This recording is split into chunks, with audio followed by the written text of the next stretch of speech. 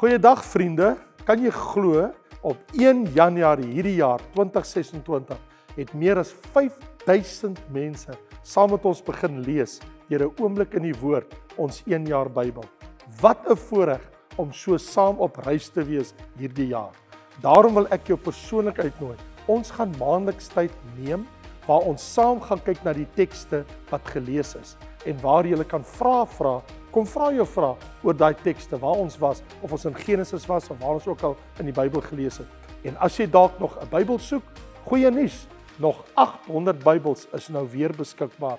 So gaan kyk nou by raymondlombard.com. Ek sien jou Woensdag aand by Wat sê die Bybel?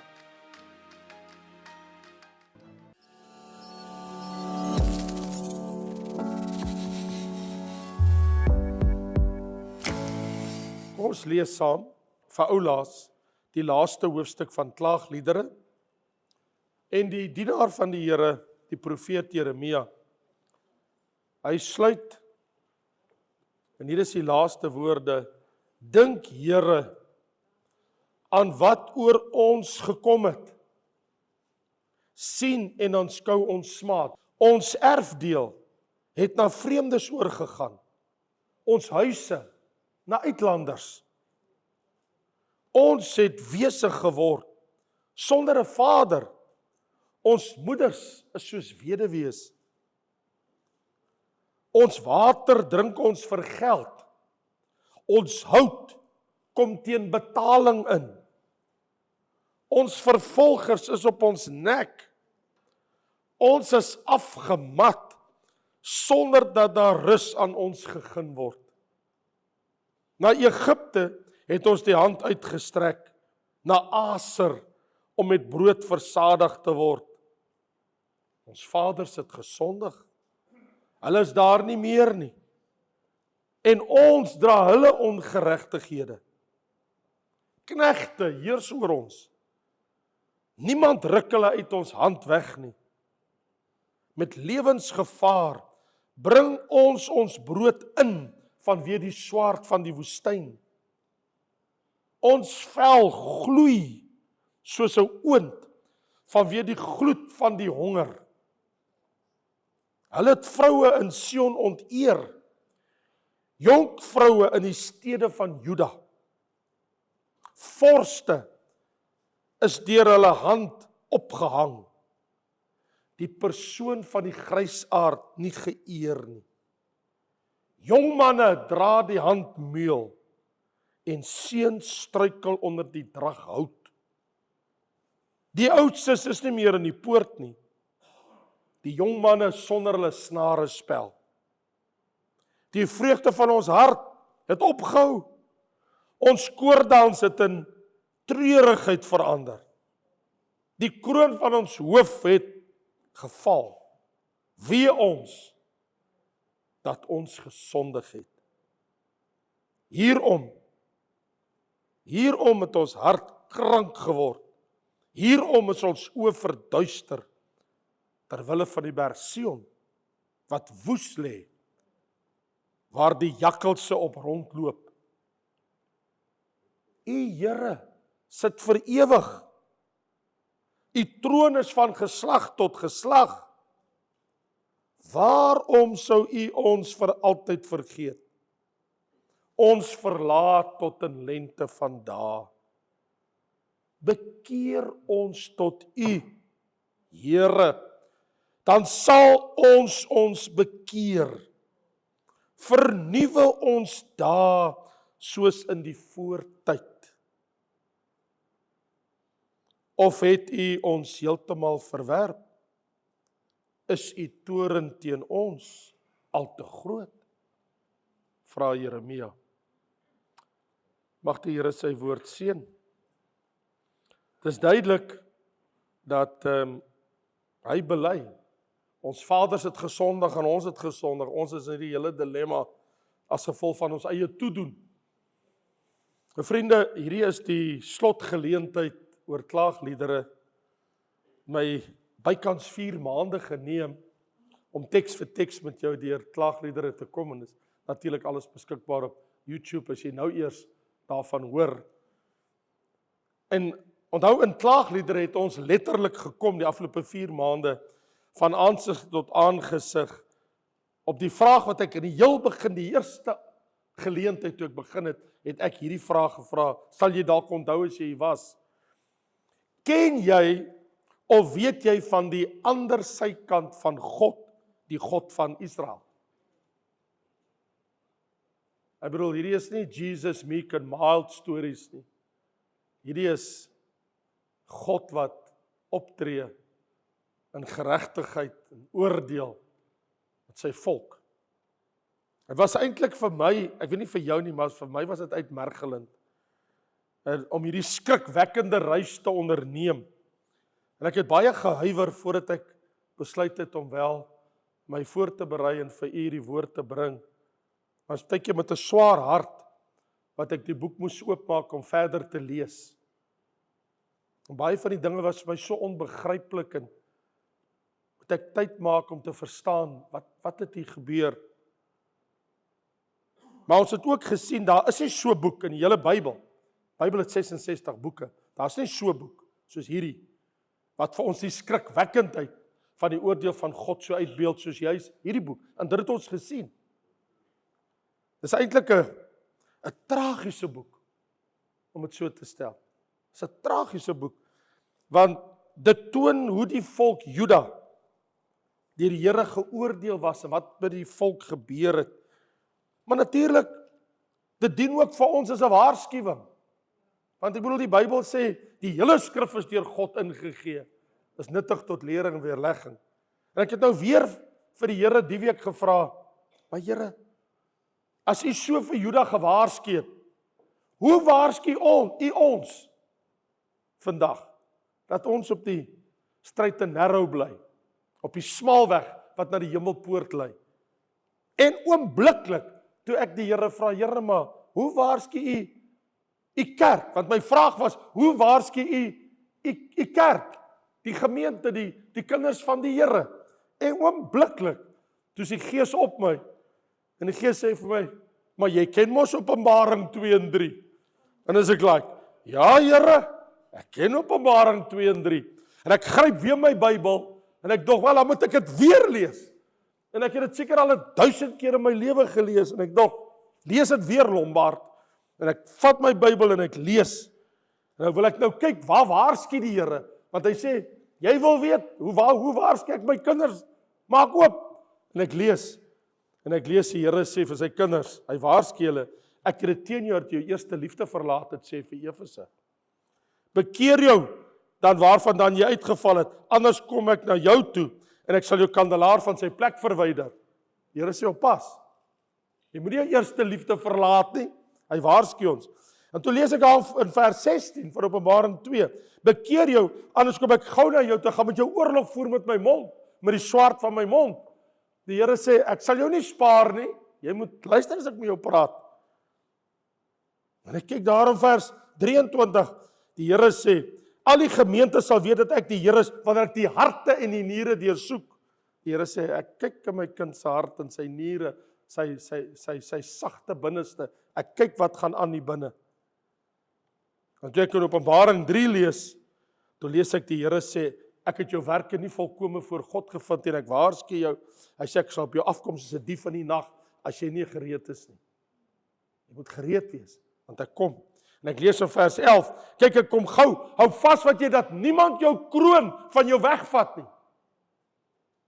So die moontlikheid bestaan dat jy jou kroon kan verloor. Hoekom waarsku die Here? Hy sê, hou vas wat jy het, sodat niemand jou kroon kan neem nie. Daar's 'n kroon, maar as ons faal, dan verbeur ons die voorreg vir die kroon. En natuurlik as jy 'n kroon nie ontvang nie, kan jy ook nie regeer saam met die Here eendag nie. En dan die laaste gemeente wat die Here waarsku, dis Laodicea, dis die kerk vandag wêreldwyd. Die Here sê, was jy tog maar koud of warm, maar omdat jy lou is. Eina, die lou kerk. Hy sê, en almal wat ek lief het, bestraf en tugtig ek. Die Here sê, as dit nodig is, dan gaan ek jou pad langs kom. En as dit nodig is, gaan ek jou bestraf. En as ek moet straf uitmeer, dan doen ek dit. Hy sê, wees ywerig en bekeer jou, wees gou. En hy sê, as jy die deur van jou hart oopmaak, sal ek inkom na jou toe, met jou maaltyd hou. En ek besef, ja Here, U praat met die kerk. Jeremia het nie die kerk geken nie. Hy het die sinagoges geken, hy het Jerusalem geken, en hy het die tempel geken, maar hy het nie die kerk geken nie. En so wat die laaste hoofstuk betref van klaagliedere, dis maar weer 22 verse, soos al die ander hoofstukke, behalwe natuurlik, ek dink hoofstuk 3 was die dubbel ene, né? Wat dit verdubbel het. Nou, hier is die aangrypende ding, en dit is die akrostiese vorm van elke hoofstuk is nou verby, en hy volg nie daai pad nie. Dit wil sê, hy volg nie die letters van die Hebreëse alfabet, wat hy gedoen het in al 4 vorige hoofstukke. Doen hy nie nou nie. Hy volg nie die voorbeeld.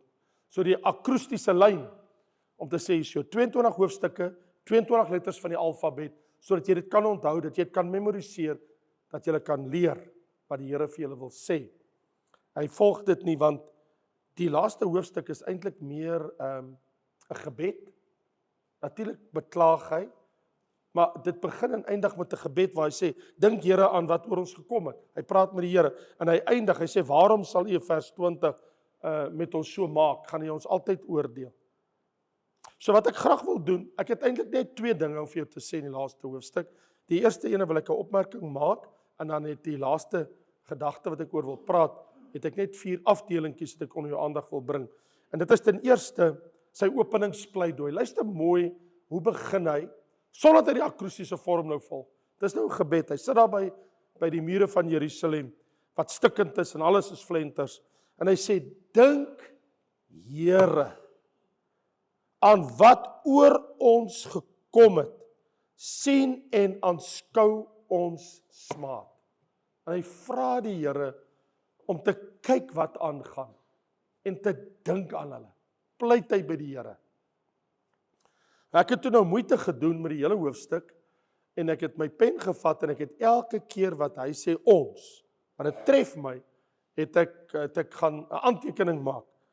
En toe vind ek uit dat nie minder nie as 35 keer in hierdie 22 hoofstukke praat hy van ons. 35 keer, ten minste 35 keer praat hy van ons. Ons is skuldig, ons het gesondig, ons het smaad op ons, en dis ons wat deur hierdie ding nou moet gaan. En dan sê hy ook, U sien en U hoor, ander woorde, niks is by God onbekend nie. En vra hy die Here, dink Here, aanskou Here, en sien ons smaad. En nou, tweedens wat hy nou doen is, hy gee voordat hy sluit, die boekie, die 5 hoofstukke sluit, gee hy 'n onsagwekkende verslag van Juda se beproewinge en die effek wat dit op hulle het. Dis wat hy hier doen. So letterlik van vers 2 tot vers 16, gee hy vir ons 'n verslag van wat hulle deurmaak. Nou, ek weet nie, as jy dit ontleed, wat hy in hierdie verse sê, vers 2 tot vers 16, dan is dit verskriklik aangrypend, dat daar ten minste 4 dinge is, wat hy absoluut uitlig, en vir die Here sê, Here, kyk hierna, kyk wat maak ons deur, kyk wat gebeur hierso. En die eerste ene, daar in vers 2, sê hy, want hy praat oor die gebied, die landstreek, hy praat van Juda, praat van Jerusalem, hy praat van hulle plek, en hy sê daar in vers 2, hy sê, ons erfdeel het na vreemdes oorgegaan, ons huise na uitlanders. Ander mense het in ons huise ingetrek en ons is uit. Ons is ellendig, ons is verban uit ons huise uit. Ander mense het ingekom. Ons erfdeel, die 12 stamme, het ons elkeen hulle erfdeel. Assirië het gekom en hy 10 stamme is weggevoer. Babylon het gekom en die ander 2 is weggevoer. Ons erfdeel, wat hy vir Abraham, Isak en Jakob beloof het, soos wat Moses toe hulle nog in die woestyn was, toe hulle nog op pad was na die land Kanaan toe sê Moses, God, die God van Abraham, Isak en Jakob, hy sê Moses vir die volk, dis nou Levitikus 20 vers 24, julle sal hulle land in besit neem, die Kanaaniete se land, en ek sal vir julle dit as besitting gee, dis julle eiendom, 'n land wat oorloop van melk en honing. En dan sê die Here op 'n plek in Deuteronomium, huise wat jy nie gebou het, gee ek vir jou. Bakskottel, daar sal kos wees, jy kan eet en drink, daar sal mos in jou huis wees. Wat julle nie gebou het, gee ek vir julle. Die Here sê, ek gee vir julle hierdie land, ek gee vir julle alles. En nou sê Jeremia, ons het alles verloor. Dis weg. Vreemdes, uitlanders. En Juda sit soos 'n wese. En hy sê, sonder 'n vader en sonder 'n moeder, in vers 3. Hy sê, Here, ons is wese. Ons moeders is almal weduwees, die mans is dood. Hulle het gaan veg in die oorlog. Hulle is almal doodgemaak. En hy beklaag dat vir hulle om te oorleef, dit is so moeilik. Hy sê in vers 4 en 5, water drink ons vir geld. Ons moet ten duurste betaal om water te bekom. Daar's nie water nie. En ons hout kom teen betaling in. Dis die twee lewensnoodsaaklikhede, is water en hout. Want as jy nie hout het, jy kan jy nie vuur maak nie. As jy nie vuur maak, jy kan jy nie kos gaar maak nie. En daar is nie water om te kook nie, en om te drink nie. Sonder water en sonder hout kan jy nie in Israel geleef het nie. Wat gaan jy eet? Hoe gaan jy oorleef? So hy sê, die diepste lewensnoodsaaklikhede is ons diepste behoefte, ons het nie meer nie. Here, daar's nie water nie, daar's nie hout nie. Hy sê, Here, en ons word voortdurend verdruk. In vers 6, hy sê, ons vervolgers is op ons nek, in vers 5. En ons is afgemat, hulle maak ons moeg. En in vers 6 sê hy, ons het ons hand na Egipte uitgesteek. In Aser het ons gevra om ons met brood te versadig. Hy sê, ons het gebedel, Egipte kom help ons, Aser kom help ons. Hy sê, en vreemdes oorheers ons, hulle het ons nie kom help nie. Niemand help ons nie. Ons is oorgegee in die genade. En in vers 7, ons vaders het gesondig. Hulle is dood, hulle is nie meer daar nie. En ons moet hulle ongeregtighede dra. En hy pleit by die Here. En hy sê, want dis die rede vir ons ballingskap. Ons het gesondig teen die Here. En nie sy woord gehou nie, toe ons uit die land uit verban. En in vers 8 sê hy 'n vreeslike ding. Hy sê, knegte heers oor ons. Niemand ruk ons uit hulle hand nie. Ek wil die woord gebruik, die brutaliteit van die situasie, wil ek eintlik dit so beskryf. Wat ek bedoel is, as ek sê die brutaliteit van die situasie is, knegte is ondergeskikte mense, wat hulle self aanmatig, wat nou oor ons heers. Hulle wat ons dienaars moes gewees het, die houtkappers en die waterdraers en die pitters, hulle heers oor ons. Wat 'n toedrag van sake. Hoe treurig. En dan die tweede ding wat hy doen, wanneer hy die situasie beskryf, is dit gaan nie net vir hom oor die feit dat al hierdie behoeftes wat hulle het, in hierdie verslag wat hy het oor die goed wat gebeur het nie. Maar hy wil sê, dit het 'n persoonlike effek op al die mense. Hy sê in vers 10, hy sê, ons vel is soos 'n oond wat gloei vanweë die gloed van honger. Ons liggame betaal die prys. Ons kan nie meer nie. Ons almal besig om te sterwe. Hoe sal ons lewe, Here? Ons fisiese toestand is haglik. Daar's nie hulp nie. Hy sê, en die vroue van Sion, ons vroue is onteer, hulle is verkrag. Die jong dogters in Juda, die jong meisies, is verkrag. Ons vroue en ons dogters is verinneweer. Die vyand se skaamtelose optrede teenoor ons vroue en ons jong dogters. En dan daai publieke vernedering in vers 12. Hy sê die vorste is deur 'n handopgang, die prinse, die adelstand, die hooggeplaastes. Hulle is almal opgang. Hulle is dood. En die persoon van die grysaard, die ou mens, hulle gee net nie om nie. Hulle verreneweer. Wat kan 'n ou man doen om homself te beskerm? Hy sê, in ons jongmans, hy sê, kyk wat het met hulle gebeur. Hy sê, die jongmanne dra die handmeel, hulle moet swaar werk, hulle moet die handmeel optel, die swaarste werk moet hulle doen. Hy sê, en die jongmanne onder hulle, die seuns, hulle struikel onder die drag hout. Hulle is houtdraers en houtkappers. Seuns, jong mense, klein kinders, moet hierdie dinge doen. Hy sê, Here, gee dan nie om, jy kan nie sien wat gaan aan nie. En hy pleit by die Here. Hy sê, die las is swaar. Die grysaards kan nie meer nie. Die vroue, hulle word verkrag, en die jong manne, die kinders. Here, tot ons kinders. Is 'n totale ineenstorting. En dan sê in vers 4 en in vers 9, daar is nie geld nie, want ons water moet ons koop en hout. En in vers 9 het hy ons gesê, met lewensgesaar moet ons brood inbring van die woestyn af. En dan kom hy laastens, voordat hy eindig, en hy het hierdie een ding wat hom verskriklik pla, en dis die geestelike effek, wat op die mense van Juda nou druk. Want hulle is gestroop van hulle vreugde. Hy sê daar in vers 15, die vreugde van ons hart het opgehou. Ons koordans het in treurigheid verander. Ons sing nie meer 'n lied nie. Daar's nie meer 'n Sions lied nie. Ons sing nie meer nie. As niks om oor te sing nie. As niks om oor te dans nie.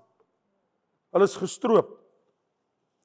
Ek het vanmiddag na my vrou toe gestap uit my studeerkamer en sê ek, vrou, ek wil iets vra. Sy sê ja.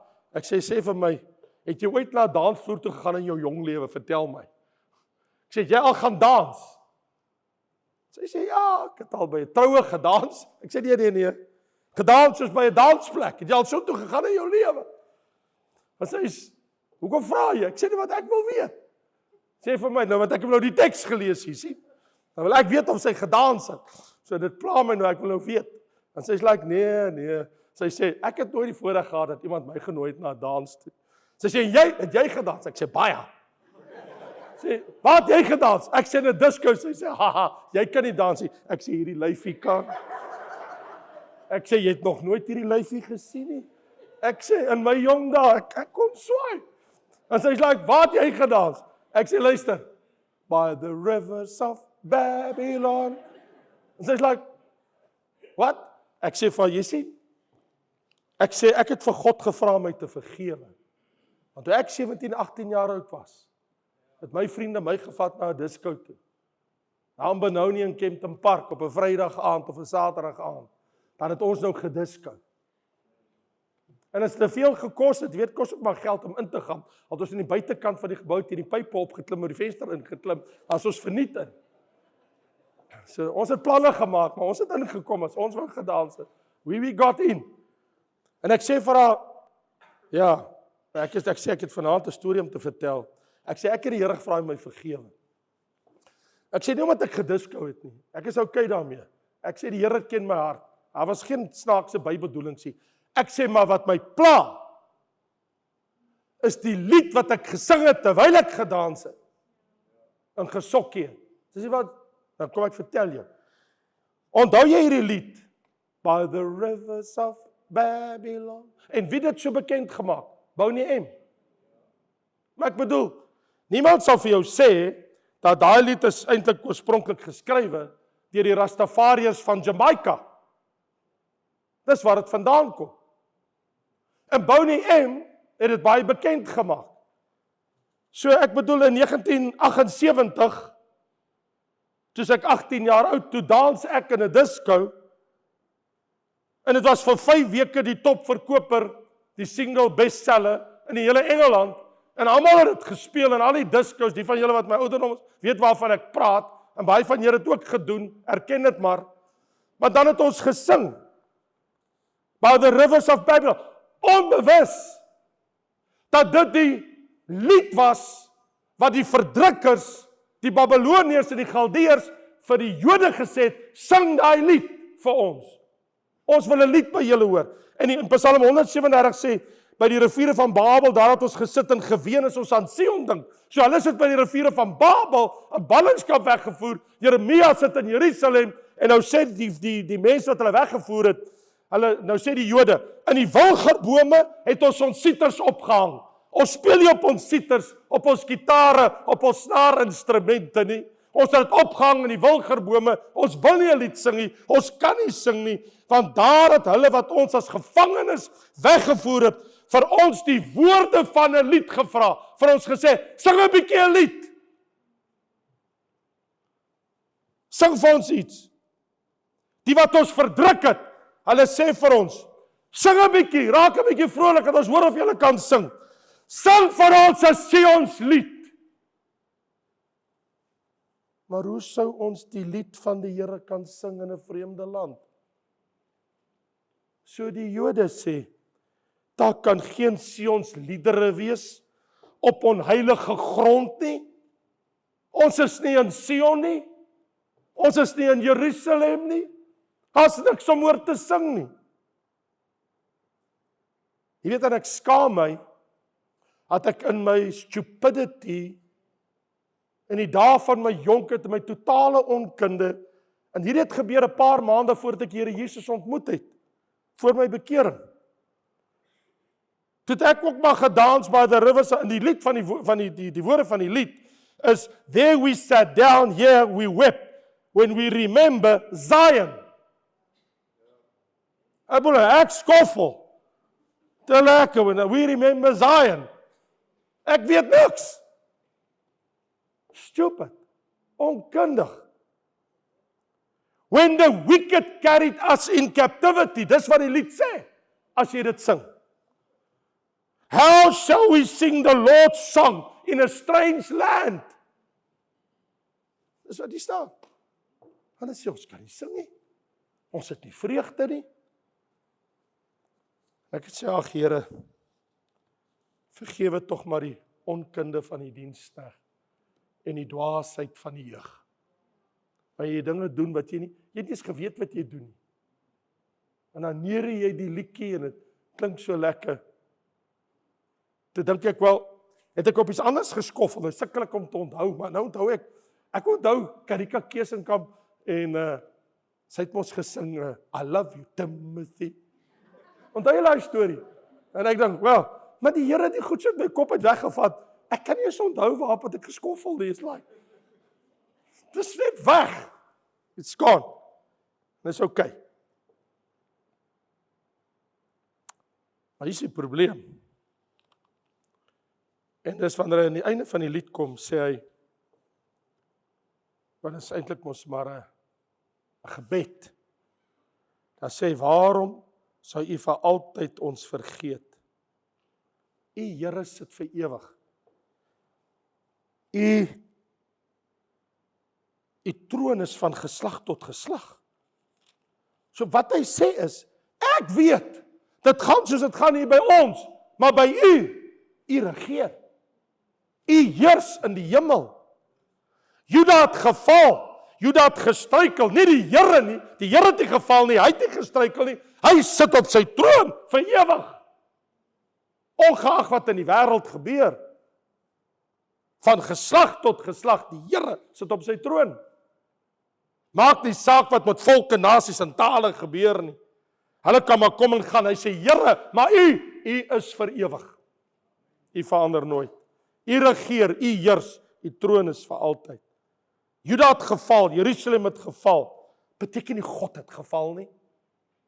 Beteken nie as daar iets met jou verkeerd gaan, God het gefaal nie. Sy koninkryk heers nog steeds, ongeag. Niks gaan die Here se koninkryk verhinder nie. Jy sien, hier is die probleem. Jeremia weet, as hy aan die einde kom van sy skrywe, en as ons kom in die laaste 2 verse, hy weet die Here kan Jerusalem weer herstel, maar hy wonder, sal die Here dit doen? Dis een ding om te sê, die Here kan dit doen, die ander vraag is, sal hy dit doen? God kan, natuurlijk kan, hy kan enigiets doen, maar sal hy dit doen? Dis die vraag waarmee hy geworstel het. Of het U ons vir altyd verwerp? Nou wil ek vir U iets sê, ek weet nie of jy dit geweet het nie. Maar het jy geweet dat tot vandag toe, wanneer die Jode, hulle het mos hulle daaglikse lesing van die Torah, en wanneer hulle kom by Jeremia, klaagliedere, hoofstuk 5, en hulle kom hier, by vers 21 en vers 22, dan doen hulle die volgende, tot vandag toe, dan lees hulle, bekeer ons tot U, Here, dan sal ons bekeer, vernuwe ons dae soos in die voortyd, of het U ons heeltemal verwerp? Is U toorn teen ons al te groot? Hulle stop nie daar nie. Dan lees hulle weer vers 21. Bekeer ons tot U, Here, dan sal ons bekeer, vernuwe ons dae soos in die voortyd. Hulle wil nie eindig met vers 22. Want vers 22 sê, of het U ons heeltemal verwerp? Is U toorn teen ons al te groot? Hulle kan nie daar stop nie. Hulle kan doen wat hulle wil, maar dis waar die Bybel hier eindig. Hulle kan maar weer vers 21 lees, maar die Bybel stop by vers 22. Maar ek het vir jou nuus. Dis waar klaagliedere stop, by vers 22. Maar dis nie waar die Bybel stop nie. Want jy sien, 600 jaar later, toe stuur God sy seun, Jesus Christus. En die sterf vir hulle aan 'n ou ruwe kruis. Vir Juda, vir Israel, vir die Jode, vir die hele wêreld. Kom hy, en huiste, en daar's vrae wat Jeremia gehad, wat nie voor antwoorde het nie, maar ek en jy, ons het miskien ook vrae, het God my verwerp? Kan ek gered word as daar hoop vir my? Want die punt is, natuurlik is daar 'n antwoord, want ek en jy die res van die Bybel.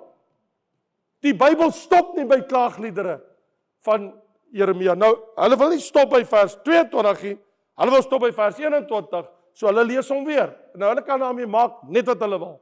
Maar ek wil vandag vir jou sê, ek het 'n Bybel, en my Bybel gaan verder as net dit. My Bybel het 'n Nuwe Testament. En die Nuwe Testament vertel vir my iets uitsonderlik. Moet ek vir jou sê, hier in Romeine, hoofstuk 8, ek sal veel eerder daar wil eindig. En dit is vers 38 en 39. Paulus sê, ek is versekerd, dat geen dood of lewe of engele of owerhede of magte of teenwoordige of toekomende dinge of hoogte of diepte of enige ander skepsel ons sal kan skei van die liefde van God wat daar in Christus Jesus ons Here is. Hy sê ek is verseker, niks sal my skei van God se liefde. Nie teenwoordig, nie toekomende dinge, nie hoogte of diepte, geen engel, geen duiwel, geen mens, niks kan my skei van God se liefde. Ek sal eerder daar stop. Vader, baie dankie vir hierdie wonderlike, kosbare woord wat ons vanaand het. En dit is dat U het nie Jerusalem en Juda versaak nie. U het hulle weer in hulle land byeengebring. Ag Here, hoe goed en hoe groot en hoe heerlik en wonderlik is U. Dankie Here dat U oor hulle ontferm het. Dankie dat U Jesus vir hulle gestuur het as 'n bewys dat U het hulle lief. En dankie Jesus dat U weer gaan terugkom om hulle te red uit die hand van die anti-kris en die valse profeet. En dankie Jesus dat U in Jerusalem U troon gaan kom vestig. En dankie Here dat U die nuwe Jerusalem uit die hemel het gaan laat neerdal in die land van Israel, in Jerusalem. en dat ons vir ewig daar saam met U gaan woon. Want U het 'n plan vir Jerusalem. Ons het 'n antwoord vir Jeremia. Jeremia, jy het gevra, of het U ons vir altyd verwerp? Was ons sonde te groot? Die antwoord is, Jeremia, God is lankmoedig en vol van goedertierenheid en een wat die sonde vergewe en die toorn nie vir altyd behou nie. Die Here sal Jerusalem weer herstel. Die Here is op die oomblik besig om Jerusalem te herstel. Die Here gaan die volk herstel. Ongeag wat gebeur, wanneer Jesus kom, sal hy 'n nuwe bedeling bring. Daar is hoop vir Jerusalem. Daar is hoop vir Israel. Daar is hoop vir die volk. Net so, Here, is daar hoop vir U kerk. Want U het beloof, U kom weer. En sal ons neem dat ons kan wees waar U is. En daarom, Here, het ons vanaand hoop. Ons hoop is op die Here. Hy sal ons nie versaak nie, en hy sal ons nie verlaat nie. Maar hy is vergewend, barmhartig, genadig, lankmoedig en groot van goedertierenheid. Here, vergewe ons sondes. Vergewe ons oortredinge en ons skuld. Here, help ons om ons lewensreis so te voltooi, dat ons nie ons kroon sal verloor, en iemand anders te ons kroon moet neem nie. Help ons dat ons nie sal lou wees nie, dat ons nie sal koud wees teenoor U nie, maar dat ons harte brandende in ons binneste vir die Here sal wees. Dankie, Here, dat U oor ons ontferm. Wees ons genadig en help ons, Here. Net soos wat U eendag vir Israel help, sal U dit vir U kerk doen. So dankbaar, Here, dat die nuwe Jerusalem wat kom, se 12 poorte die name van die 12 stamme van Israel, hulle is herstel dan. Maar die fundamentstene, die name van die 12 apostels, wat die kerk verteenwoordig, en U sal ook ons herstel, Here, sodat hulle en ons, albei, herstel sal wees. Dankie, Here, dat U dit sal doen, want ons het die laaste bladsy gelees. Ons weet hoe die storie eindig. Ons ken die narratief, Here, ons ken die verhaal, en ons wil vanaand net buig en sê dankie, dankie, dankie Jesus. En al die kinders van die Here sê, Amen, Amen.